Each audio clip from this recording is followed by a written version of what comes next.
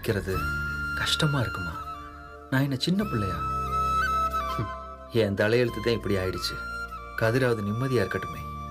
டேய் இது பாரு, சும்மா வாய் இருக்கணும்னு எதிர்பார்க்க முடியாதுல்ல. இதெல்லாம் எனக்கு பழகிருச்சுமா. ஆனா கதிர் என்ன மாதிரி இல்ல.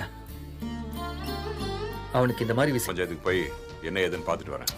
அண்ணா சின்ன சின்ன வேலை என்ன, இதுக்கெல்லாம் நீங்க எதுக்கு போனோம்? நான் பாத்துக்கிறேன். நமக்கு நோட்டீஸ் அனுப்புறது தெரியும் அவனுக்கு வந்ததுன்னு.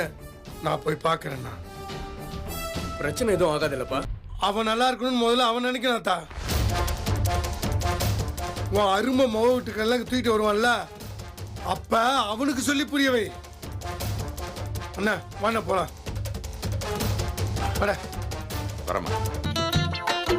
என்ன மிஸ்ஸஸ் கோமதி பாண்டியன், என்ன சைலண்டா உட்கார்ந்திருக்கிய?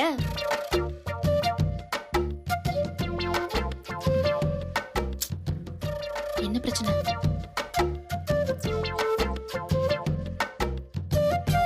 அவனால ஒரு புடவை கூட உனக்கு வாங்கி கொடுக்க முடியலையாமே? அவங்களா அப்படி சொன்னாங்க? ஆமா, என் பொண்டாட்டிக்கு புடவை வாங்கி கொடுக்க அப்பா கிட்ட போய் காசு கேட்கணுமான்னு கேக்குறான். மீனாக்கா,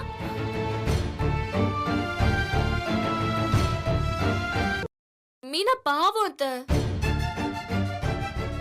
வாமா வா. என்ன சத்தமே இல்லைன்னு நினைச்சிட்டு இருந்தேன். நீ ஒண்ணு பண்ணு. நீ முதல்ல கிளம்பு. ஏய் ஏய் ஏய் ஏய் ஏய் இத பாருடி, சும்மா ஓவரா நாடகம் போட்டுட்டு இருக்கீங்க மூணு பேரும்.